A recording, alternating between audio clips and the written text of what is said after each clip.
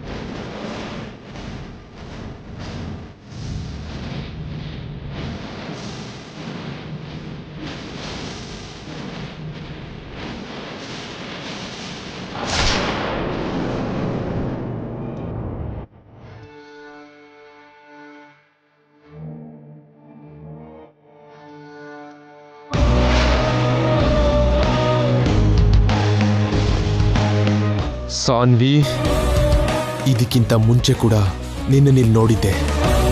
ನಿನ್ನ ಅದೃಷ್ಟ ಚೆನ್ನಾಗಿದ್ದಕ್ಕೆ ತಪ್ಪಿಸ್ಕೊಂಡಿದ್ದೆ.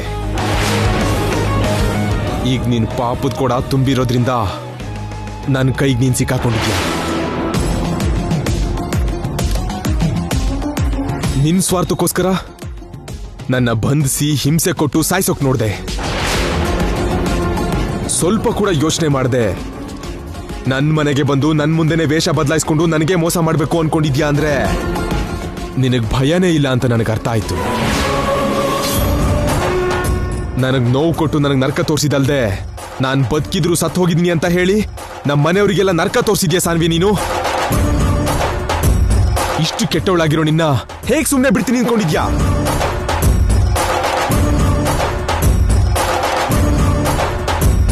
ನಾನ್ ನಿನ್ನಿಂದ ತಪ್ಪಿಸ್ಕೊಂಡು ಬಂದ ಮೇಲಿಂದ ನೀನ್ ನನಗೆ ಯಾವಾಗ ಸಿಗ್ತೀಯಾ, ಯಾವಾಗ ನಿನ್ನನ್ನು ಸಾಯಿಸ್ತೀನಿ ಅಂತ ಕಾಯ್ತಾ ಇದ್ದೆ. ನಿನ್ನಂತ ರಾಕ್ಷಸಿ ಒಂದು ಕ್ಷಣ ಕೂಡ ಬದುಕಿರಬಾರ್ದು.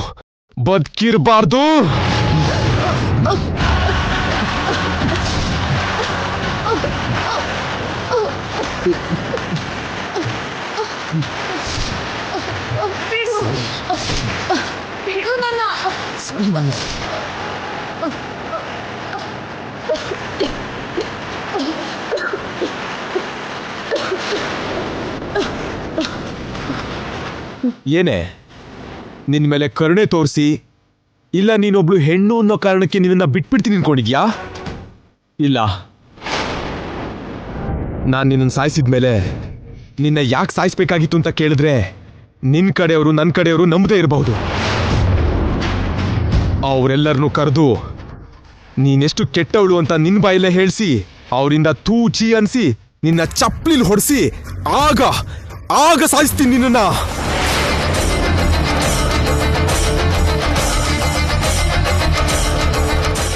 ಇವತ್ತಿಗೆ ನಿನ್ ಚಾಪ್ಟರ್ ಕ್ಲೋಸ್.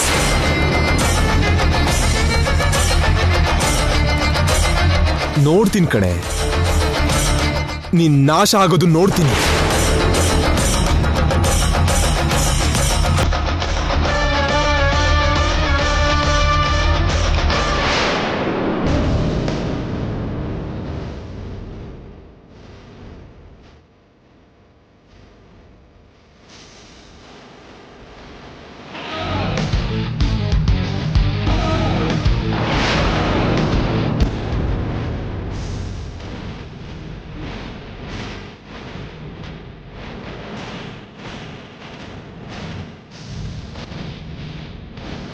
ಏನ್ ಮಾಡ್ತೀಯೋ ನೀನು? ಏನ್ ಮಾಡ್ತೀಯಾ? ನೀನು ತುಂಬಾ ತಿಳುವಳಿಕೆ ಇರೋನು ಅನ್ಕೊಂಡಿದ್ದೆ. ನಿನಗೆ ಮಿನಿಮಮ್ ಕಾಮನ್ ಸೆನ್ಸು ಇಲ್ಲ ಅಂತ ಇವಾಗ ಅರ್ಥ ಆಯ್ತು.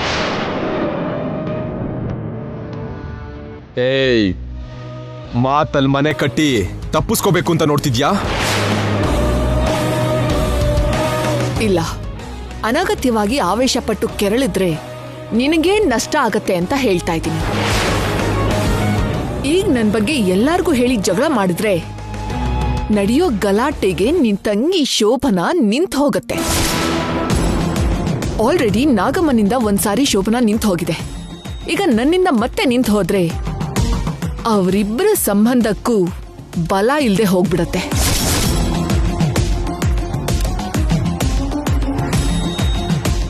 ಅದನ್ನ ಅಡ್ವಾಂಟೇಜ್ ಆಗಿ ತಗೊಂಡು ನಾಗಮ್ಮ ಮತ್ತೆ ಅರ್ಜುನ್ನ ಸಾಯ್ಸಕ್ ನೋಡ್ತಾಳೆ.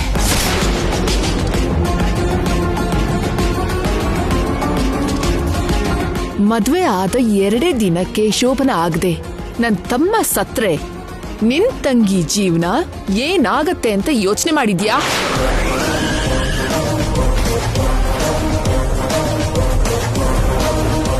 ಪಾಯಿಂಟ್ ನಂಬರ್ 2, ನಾನ್ ಎಂಥವಳು ಅಂತ ನಿನಗ್ ಬಿಟ್ರೆ ನಮ್ಮವ್ರಿಗೆ ಯಾರಿಗೂ ಗೊತ್ತಿಲ್ಲ.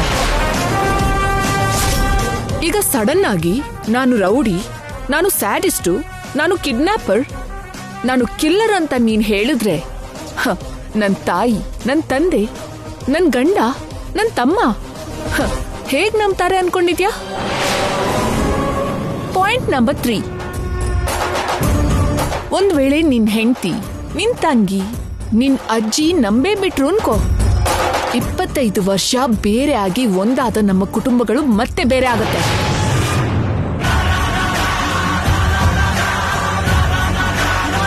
ಅದೇನಾದ್ರೂ ನಡೆದ್ರೆ ಮದುವೆ ಆಗಿರೋ ನಿನ್ ತಂಗಿ ನಿನ್ ಜೊತೆ ಇರ್ತಾಳಾ, ನಮ್ ಜೊತೆ ಇರ್ತಾಳಾ? ನಿನ್ ಜೊತೆ ಇದ್ರೆ ನನ್ ತಮ್ಮನ್ ಜೊತೆ ಇರಕ್ಕಾಗಲ್ಲ, ನಮ್ ಜೊತೆನೂ ಇರಲ್ಲ. ನಮ್ ಜೊತೆ ಇದ್ರೆ ನಿಮ್ಮನ್ನ ಬಿಟ್ಟು ಇರಕ್ಕಾಗಲ್ಲ ಅವಳಿಗೆ. ಏನಂತೀಯ? ಪಾಯಿಂಟ್ ನಂಬರ್ 4, ಸಪೋಸ್ ನೀನ್ ಹೇಳಿದ್ದನ್ನ ನಮ್ಮನೆಯವರು ನಂಬಿದ್ರು ಅನ್ಕೊಳ್ಳೋಣ. ಆಗ ಏನಾಗತ್ತೆ ಅಂತ ಗೊತ್ತಾ? ಮೊನ್ನೆ ಅಷ್ಟೇ ಸಾವಿನ ಕೊನೆಯ ಅಂಚಿನವರೆಗೂ ಹೋಗ್ ಬಂದ ನಮ್ಮನ್ನ ಹೃದಯ ನಾಗಮ್ಮ ನನ್ನ ತಮ್ಮನ್ನ ಯಾವಾಗ ಸಾಯಿಸ್ತಾಳೋ ಅನ್ನೋ ಭಯದಿಂದ ಒಡ್ದೇ ಹೋಗುತ್ತೆ. ಇಂಥ ಸಿಚುವೇಶನ್ ನಲ್ಲಿ ಹೆತ್ ಮಗಳು ಕೂಡ ಇಂಥವಳೆ ಅಂತ ಗೊತ್ತಾದ್ರೆ ನಡೀತಾ ಇರೋದು ನಿಂತೋಗಿ ಬ್ಯಾಟ್ರಿ ತೆಗ್ದು ಹಾಕಿರೋ ಗೋಡೆ ಗಡಿಯಾರ ತರ ನಿಂತು ಹೋಗುತ್ತೆ.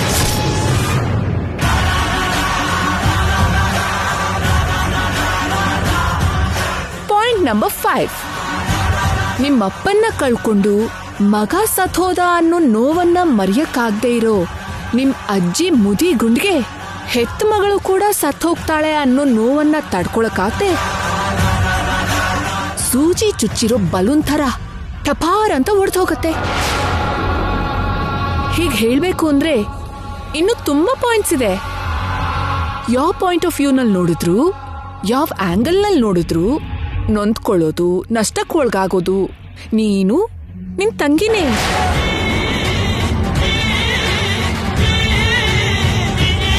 ನೀನು ನನ್ ಭಾವ ಅಂತ ಗೊತ್ತಿಲ್ಲದೆ ಆ ದೇವಸ್ಥಾನದ ರಹಸ್ಯನ ತಿಳ್ಕೊಳ್ಳೋದಕ್ಕೆ ನಿನ್ನನ್ ಕಿಡ್ನಾಪ್ ಮಾಡಿದೆ. ಗೊತ್ತಿದ್ರೆ ಹಾಗ್ ಮಾಡ್ತಾನೆ ಇರ್ಲಿಲ್ಲ ಅಂತ ಅರ್ಥ ಮಾಡ್ಕೊಂಡು ನೀನು ಸಮಾಧಾನ ಮಾಡ್ಕೊಳ್ಳೋದು ಬೆಟರ್.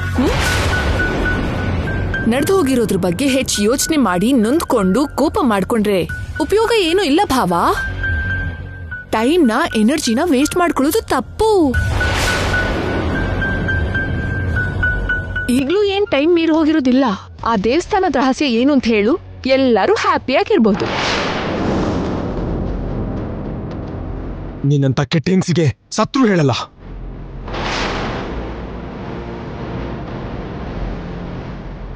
ಕೋಪನಾ? ಕೂಲ್ ಭಾವ.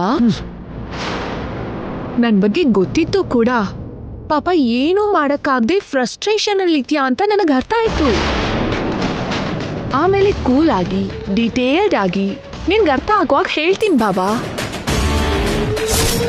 ನನ್ ಬಗ್ಗೆ ಯಾರಿಗೆ ಹೇಳ್ಬೇಕು ಅಂತ ಅನ್ಕೊಂಡ್ರು ಎಫೆಕ್ಟ್ ಆಗೋದು, ಲಾಸ್ ಆಗೋದು ನಿನ್ ತಂಗಿ ಭೈರವಿಗೆ ಅನ್ನೋದು ಅರ್ಥ ಆಯ್ತು ಅಲ್ವಾ?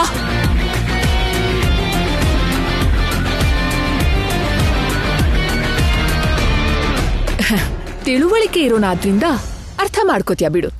ಹೋಗು, ಹೋಗ್ ಮಲ್ಕೋ ಹೋಗು. ನೀನ್ ಹಾಗೆ ನೋಡಿದ ಮಾತ್ರಕ್ಕೆ ನಾನು ಹೋಗಿ ಬಚ್ಚಿಟ್ಕೋತೀನಿ ಅನ್ಕೊಂಡ್ಯಾ? ಹೋಗು ಮಲ್ಕೋ ಹೋಗು.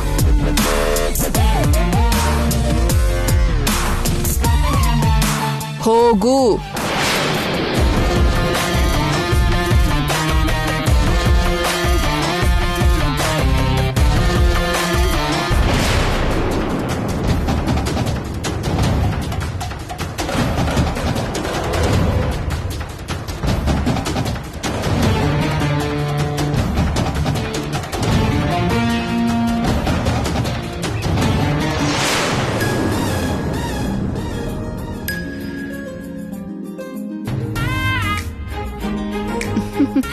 ನೋಡಮ್ಮ ಶಕುಂತಲಾ, ಮುಂದಿನ ವರ್ಷಕ್ಕೆ ಮುದ್ದಾದ ಮೊಮ್ಮಗ ಹುಟ್ತಾನೆ. ತುಂಬಾ ಸಂತೋಷನಮ್ಮ. ನೀವೆಲ್ಲ ಊಟ ಮಾಡ್ಕೊಂಡು ಹೋಗಿ.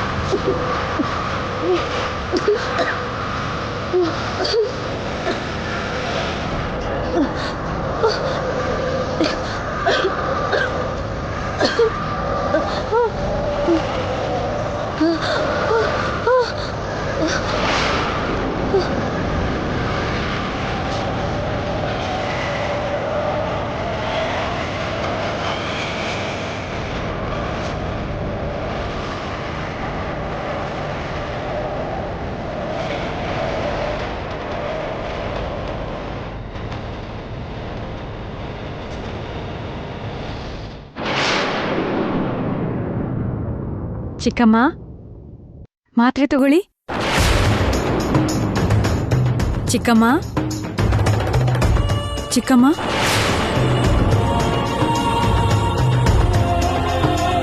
ಚಿಕ್ಕಮ್ಮ, ಚಿಕ್ಕಮ್ಮ, ಚಿಕ್ಕಮ್ಮ, ಚಿಕ್ಕಮ್ಮ, ಚಿಕ್ಕಮ್ಮ, ಏನಾಯ್ತು? ಕಣ್ಬಿಡಿ ಚಿಕ್ಕಮ್ಮ. ಚಿಕ್ಕಮ್ಮ, ಚಿಕ್ಕಮ್ಮ, ಏನಾಯ್ತು ಚಿಕ್ಕಮ್ಮ? ಚಿಕ್ಕಮ್ಮ, ಏನ್ರಿ? ಅಜ್ಜಿ, ಭೈರವಿ, ಚಿಕ್ಕಮ್ಮ ಮಾತಾಡ್ತಿಲ್ಲ. ಚಿಕ್ಕಮ್ಮ, ಚಿಕ್ಕಮ್ಮ, ಎಲ್ಲರೂ ಬನ್ನಿ.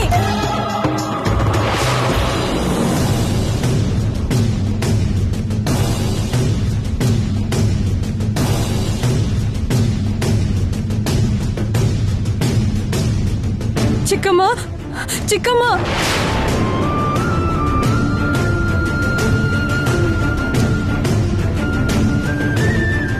ಚಿಕ್ಕಮ್ಮ, ಅಜ್ಜಿ, ಎಲ್ಲರೂ ಬನ್ನಿ.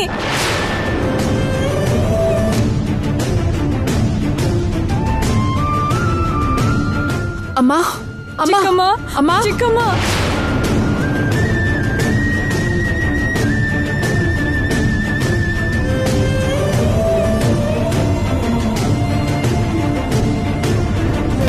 ಅಮ್ಮ ಅಮ್ಮ ಏನಾಯ್ತು?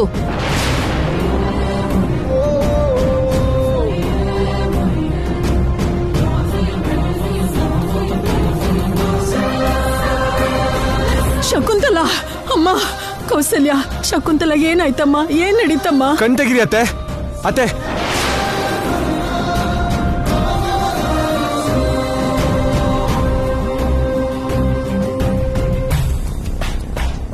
ಅಮ್ಮ,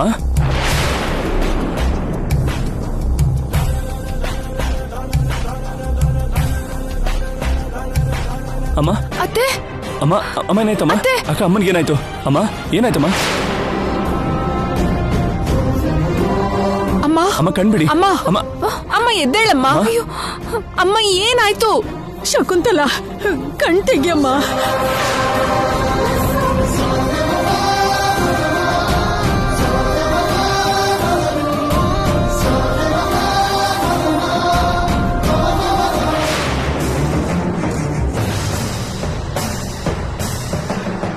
ಶಕುಂತಲಾ, ಅತ್ತೆ ಕಂಟಗಿರಿ ಅತ್ತೆ.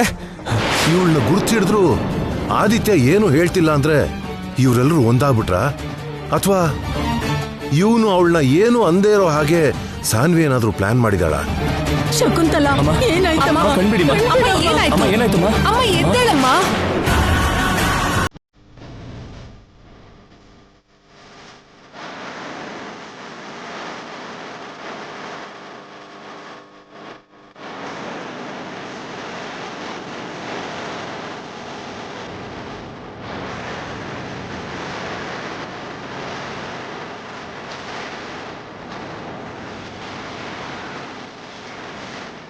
ಅಮ್ಮ, ಬಾಬಾ ಡಾಕ್ಟರ್ ಫೋನ್ ಮಾಡಿ ಬಾಬಾ.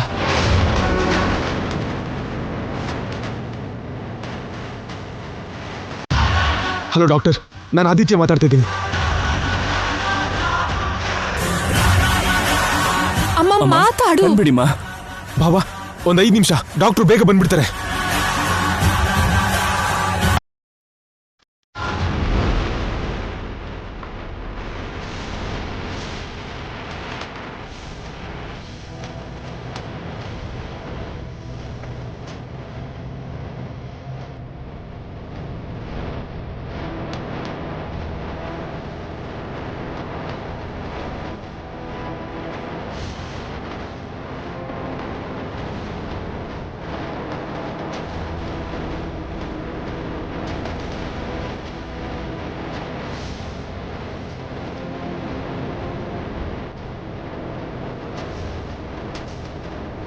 ಶೋಭನ ನಡೀದೇ ಇರೋದಕ್ಕೆ ನೀನೇ ಏನೋ ಕೆಲಸ ಮಾಡಿದ್ಯಾ ಅನ್ಸ್ತಿದೆ.